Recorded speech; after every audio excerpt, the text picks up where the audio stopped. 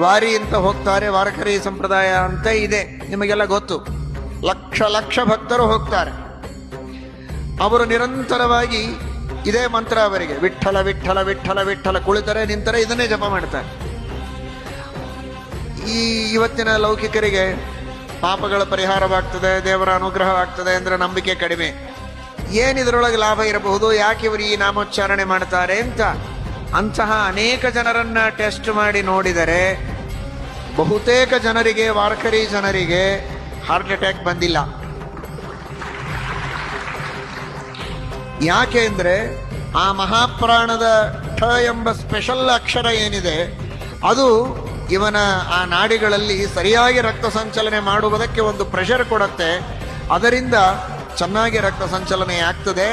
ಯಾವುದೇ ರೀತಿಯ ರಕ್ತದ ಒತ್ತಡ ಅಥವಾ ಹೃದಯ